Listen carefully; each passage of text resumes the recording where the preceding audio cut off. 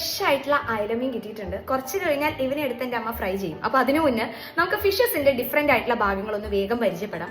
അപ്പോൾ ആദ്യം തന്നെ ഇവരുടെ ഈ ഒരു ബോഡിയുടെ ഷേപ്പിന് നമുക്ക് സ്ട്രീം ലൈൻഡ് ബോഡി അല്ലെങ്കിൽ ബോട്ട് ഷേപ്ഡ് ബോഡി എന്ന് പറയാം. ഇത് ഇവർക്ക് സ്വിം ചെയ്യാനുള്ള ഒരു അഡാപ്റ്റേഷൻ ആണ്, ഒരു അനുകൂലനമാണ്. ഇനി അടുത്തത് ഇവർക്ക് നീന്താൻ വേണ്ടി ഹെൽപ്പ് ചെയ്യുന്ന ഭാഗങ്ങളാണ് ഇത്. പിന്നെ ഇവിടെ കാണാൻ വേണ്ടി പറ്റും. ഇത് താഴ്ഭാഗത്ത് കാണാൻ പറ്റും. പിന്നെ തലയുടെ രണ്ട് സൈഡിലായിട്ടും ഇങ്ങനെ കുറച്ച് ഭാഗങ്ങൾ കാണാം. ഈ ഭാഗത്തിനെയാണ് നമുക്ക് ഫിൻസ് അല്ലെങ്കിൽ ചിറകുകൾ എന്ന് പറയാം. ഇത് ഇവർക്ക് സ്വിം ചെയ്യാൻ വേണ്ടിയിട്ടാണ് ഹെൽപ്പ് ചെയ്യുന്നത്. ഇനി അടുത്തതായിട്ട് ഇവരുടെ വാലിൽ കാണുന്ന ഈ ഒരു ചിറകിനെയാണ് നമ്മൾ ടെയിൽ ഫിൻ അല്ലെങ്കിൽ വാൽ ചിറക് എന്ന് പറയുന്നത്. ഇതാണ് ഇവർക്ക് സ്വിം ചെയ്യുന്ന സമയത്ത് ഡയറക്ഷൻ മാറ്റാൻ വേണ്ടി ഹെൽപ്പ് ചെയ്യുന്നത്, ദിശ മാറ്റാൻ വേണ്ടി ഹെൽപ്പ് ചെയ്യുന്നത്.